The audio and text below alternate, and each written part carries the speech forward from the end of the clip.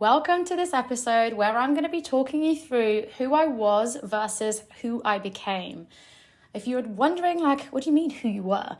I'm talking about my plateau season in business, my messy middle, my meh sort of phase, through to now, from plateau season through to Villanera season, and quite the journey that we have gone on to get to where we are now. I didn't realize it at the time, but I was step by step becoming a whole new level of woman. And so I'm going to be breaking down what that looked like in my business, in reality, both from a practical perspective, but also from an identity perspective.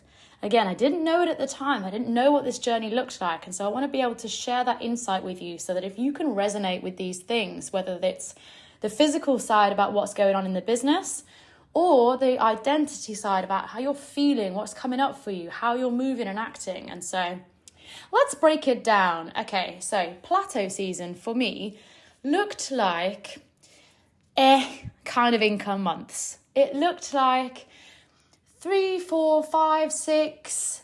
We were on like a steady but flat-ish income roller coaster. It was there, stuff was happening.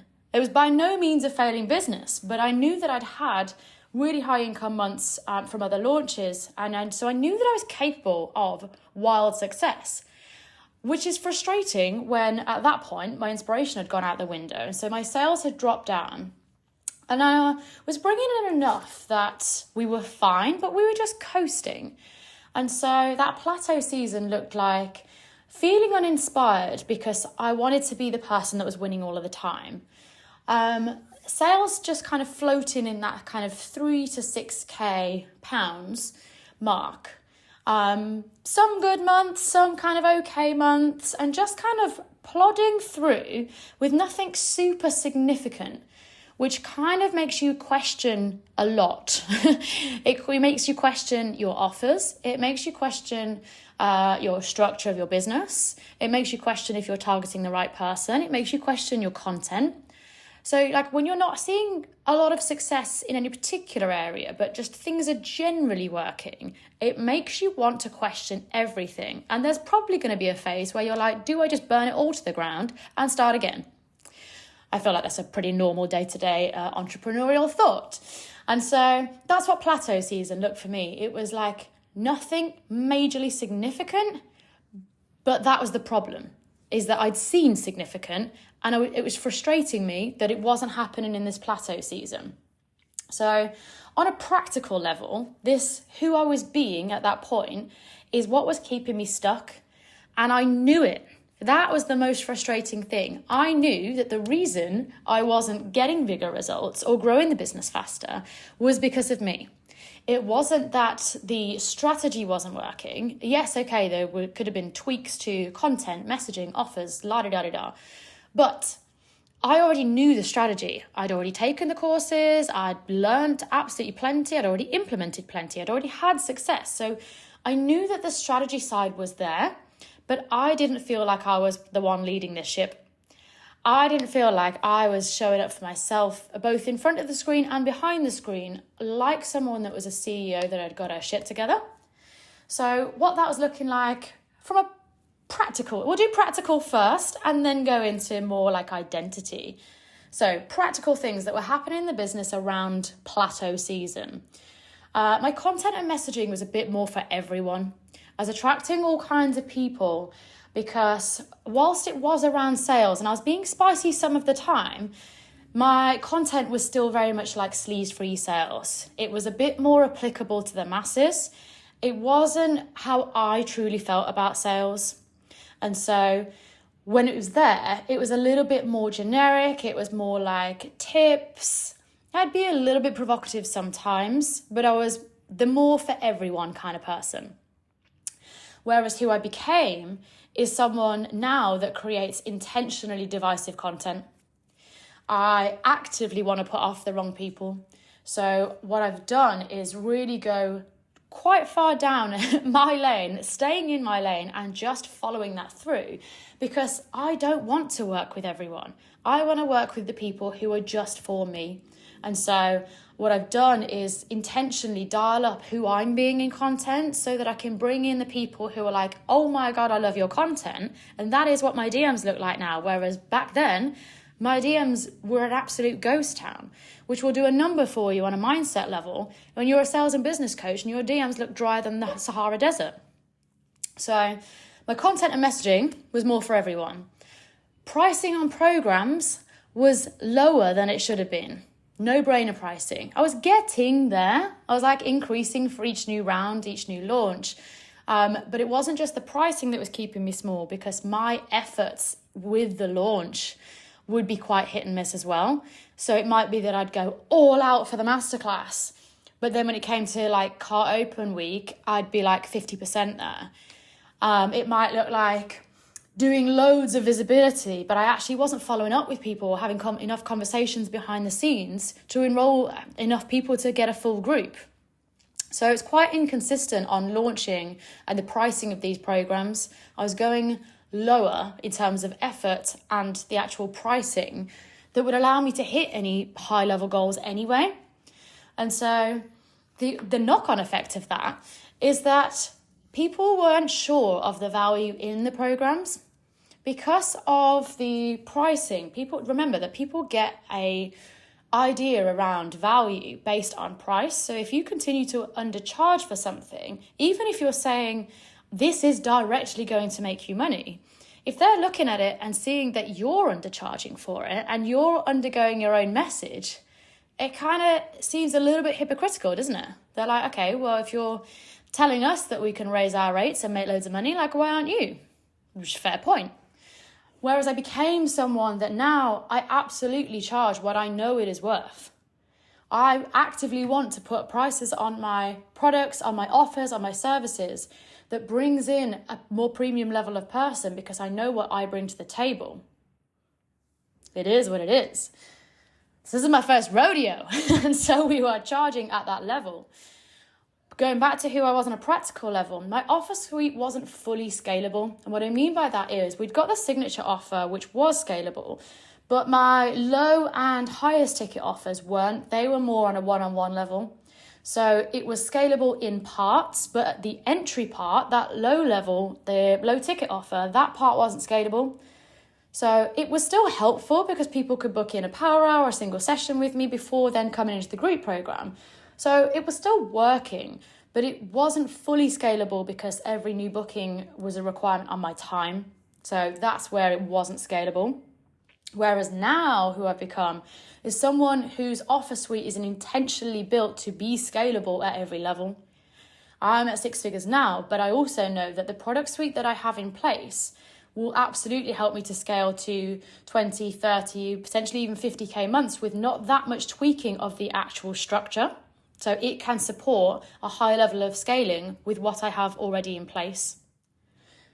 Going back to who I was on a practical level, so other things that this included was my level of posting. I was your stories girl. I lived on stories, but when it came to posting on the grid, I was doing it like maybe twice a week. Yes, it would be high level content, but only twice a week. So my account really wasn't growing. I was really struggling to get new eyes on my stuff. Whereas who I am now, who I've learned to become, is someone that posts regularly, like 4 to 5 times a week. And the impact of that is meaning that I'm consistently growing my account, growing my following. There's new people finding my stuff every day. There's new people joining my Facebook group every day. And my following, I've been able to double that in just 12 months. Double it from what was very stagnant growth. So this plateau season that I was stuck in, like, why aren't people following me? Why aren't people finding my account? Girl, you weren't posting enough to even show up in anyone's newsfeed. Duh. Other things on a practical level. So I wasn't investing. I'd taken a while to pay off another investment, and I just sat for a little while figuring out what it was that I wanted from my next investment. So it meant that I wasn't supported. It meant that anytime that I'd got questions or doubts or just mulling things over, I'd only got me, myself, and I to do that with. And that is a great way to keep you stuck inside your head. Whereas who I became was someone that actively wanted to invest in long-term mentorship. someone who was already where I wanted to go, who could get to know me deeply as a person. I was not looking to be coach hopping. I wanted someone to get to know me, get to know my business, support me through all my strengths and weaknesses, be able to see me through launches, through challenges, through a big life move that I knew I was planning to have, and all of the things that would come up with that. And so I really wanted to find like my person, my online business home, my group of women that I could just nestle into and find my stable base. So those were all things on a practical level versus the who I was and keeping myself stuck in whether it was like mentorship, content, amount of posting, offer suites wasn't scalable, low pricing, all of those things, through to then who I've become, improving the offer suite, making it scalable, posting more, investing in long-term mentorship, improving my content and being way more me and unapologetically me. So all of these things have helped me on a strategic level to grow the business. Now, growing a business isn't just about the strategy. I said already that I already knew the strategy. I wasn't pulling my weight in a lot of areas, but I already knew a lot of the strategy. And so maybe for you, you've just heard some of that and like, okay, I don't have that set up yet. I need to improve that. Like I need to bring that in or refine that, or there's things that I can add or build that will help me to achieve that. So maybe for you, it's a strategy thing. Whereas that was only one part. Do you know the biggest part that helped me to go from plateau season into Villanera season was actually the identity shifts. And you're probably like, what? What identity shifts? What does that even mean? It means that I had to change who I became, who I was, in order to get a different level of results. Because if you keep moving as the person that you are now, you will keep getting the results that you're getting now. You need to start moving, thinking, and acting as your higher level self in order to get the results that your higher level self will get. You have to be the one that moves first. And so that decision on an identity level, let me just paint the two pictures of what it looked like from who I was in plateau season. So it looked like overthinking a lot of decisions, overthinking my next moves, comparing myself to others, wondering like why X could do it, but I wasn't seeming to be able to do it, why it looked so easy for other people, second guessing my moves quite a lot. And that was keeping me stagnant because ultimately I'd either not go ahead and make the moves or not go and make them with 100%. Because there would be that little area of doubt that held me back from going 100%. So ultimately kept myself stuck. It meant that I was only ever thinking short term. I'd be thinking around what can I do in the next month or next month? And my goals were very much what is going on in the here and now. I wasn't thinking long term. I was like, you know, where are my next clients coming from? What am I launching in this month? I was only really planning 1 to 2 months ahead. I stopped giving myself such a hard time. So back then, I was my biggest critic. I'd be beating myself up, saying, Sarah, why haven't you done better? Or why haven't you enrolled more people into your group? Or why isn't this working? And just such the inner bully. Like, it's no. And when you know that you're doing that as well, and you know it's not productive, it just adds another layer of why are we doing this? Something that was also like a mindset and identity thing back in plateau season was I saw 10K months as a massive thing. Even though I'd been close to it, it still felt something that was like quite a big thing and out of reach. I wondered if I could be the person that did it and then did it consistently. I was like, oh, maybe last time that 9.5K month pounds was it a fluke? Like, can we do it again?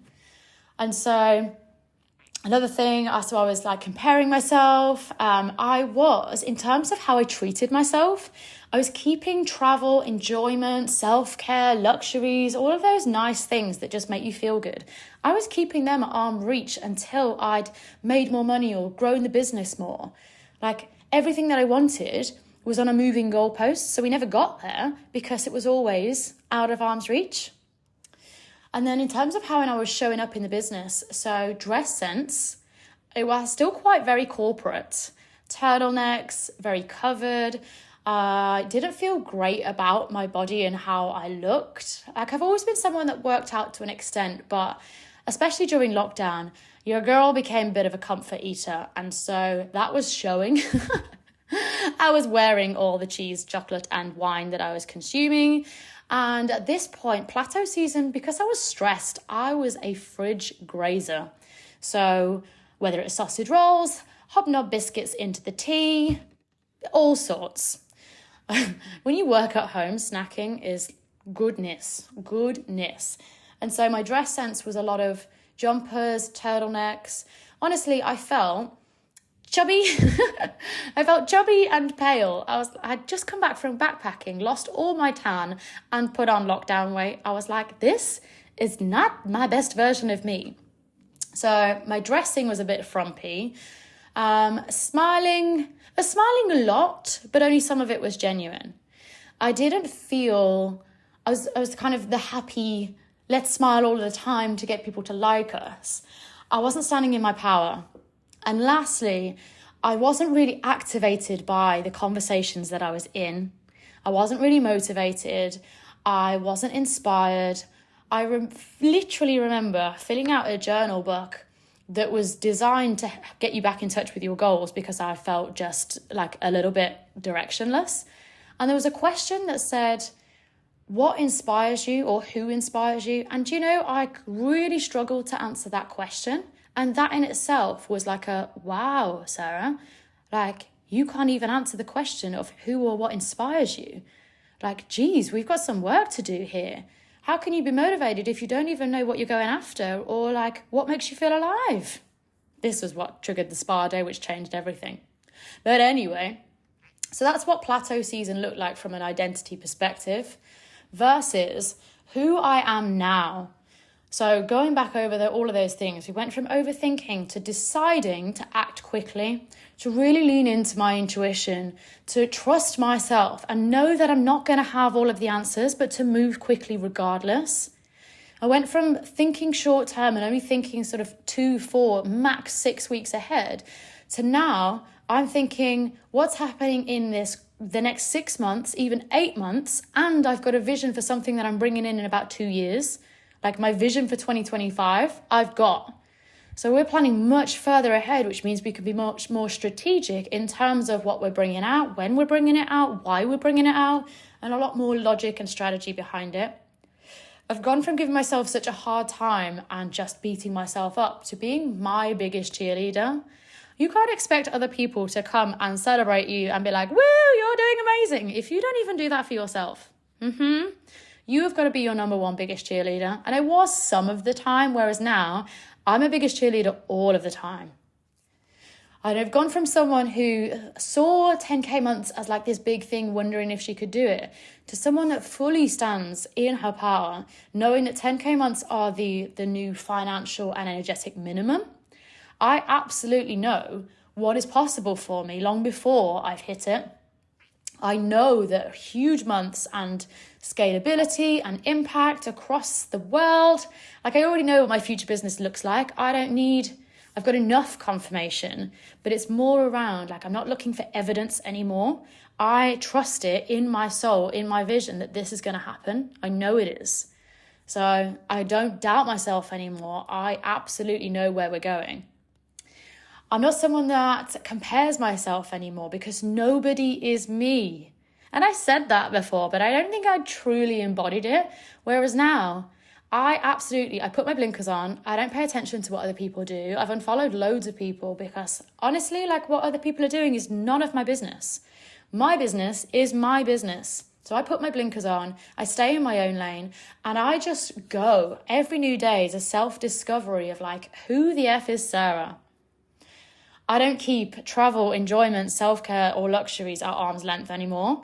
I prioritize those things first because a happy business owner is a happy business. I needed to fall in love with life and fall in love with myself, and that then is what helps the business to grow. I can easily pour lots into my clients because I pour into myself first. And from how I'm showing up in the business, from a dress sense perspective, I do not dress corporate or appropriate. I wear whatever the hell I want, which is usually not very much, and it just helps me to feel happy and free. And also, I prioritize my workouts. That is not something that I work all day and then work out if I've got time, keeping that reward as something, if I've been productive enough, I'll do the things for me. No, none of that mindset.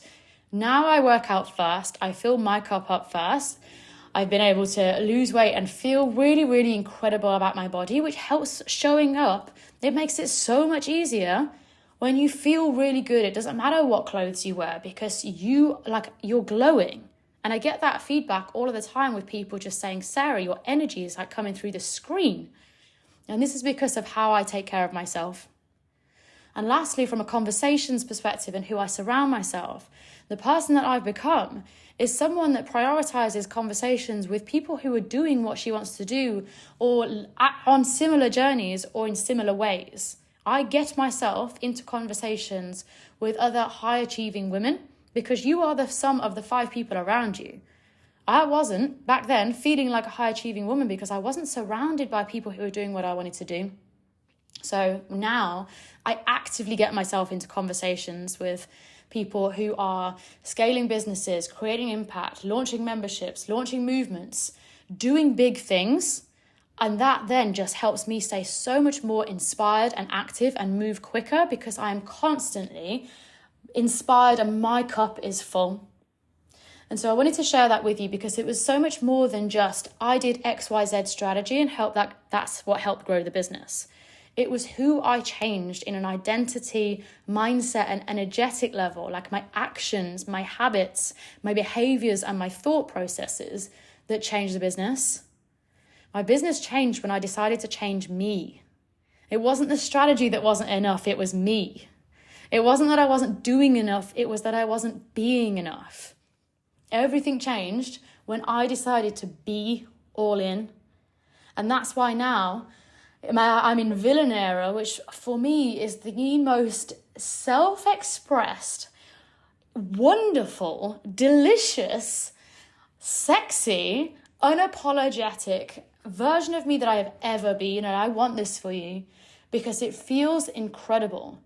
You move from a place of deep trust, intuition, bold as fuck confidence. Oh my God. If every woman could experience Villain Era, her own Villain Era, and what that means for her, and create content that makes her feel alive, speak her voice, let all of her, her most unhinged thoughts just get out there on the internet and see her business grow because of who she's being, oh my God, the world would be an incredible place. Villain Era for me means that I'm so damn clear and confident in my own identity that other people's opinion of me is none of my concern. It means dialing up on living and dialing down on anything that doesn't fill my cup. Honey, if it doesn't bring you income, inspiration, or orgasms, it does not belong in your life. It means that I'm raising the standard constantly for me and my clients. No more leaky energy, no more excuses, no more falling short of the bar that you set for yourself. You set your goals and then you blow them out of the damn water. It means that I'm helping women to bring their wildest, most unhinged, most unapologetic selves and self-expressed personalities into their content so that you can be making fuck you money by being your most real as fuck self. It means that I'm having the time of my life building a movement of wild, wealthy, empowered, and fierce as fuck women who fill their cup first, who set the standards for other people around them. They treat themselves better than anyone else can. They don't just raise their bar, they set it. And so bringing this episode to a close, everything changed for my business when I decided to change who I was being. I started moving as my higher level self. Yes, there has been things on a strategic level in terms of the business model, the content, the messaging. So yes, there is the strategy piece, but the piece that needed to come before that was the identity of a 6-figure business owner, the behavioral shifts, the moving without thinking, the mindset shifts, the letting go of limiting beliefs and just being fully confident that I am enough as I am and I am incredible as I am. I am capable and I am magnificent. Go repeat that. Go write that on the mirror. Go write that on your whiteboard. I am incredible. I am magnificent. I am capable. Read that every single day and watch how you move differently. This episode was brought to you because I am launching a mastermind called Becoming, and this is a 6-month expansive mastermind for the woman who is ready to become a 6-figure business owner by combining the 2 elements that we've talked about today, the scaling strategy, like the business model that will help her to get to 6 figures, with the 6-figure mindset and identity. We are currently open for applications. We are kicking things off very shortly. So if you're listening to this and you're like, I want to be in this mastermind so that I can go through these shifts myself and be hitting 5-figure months, be scaling a 6-figure business. If you want to get inside this mastermind, DM me on Instagram, send me a message called info to apply for this mastermind. All right, my lovelies. If you haven't already, hop inside my free Facebook group, hit the follow button here and share this to your social media. I would love to see you. Make sure to tag Sarah Buckland Coaching so that I can see it and reshare it. And I'll speak to you very soon. Toodaloo.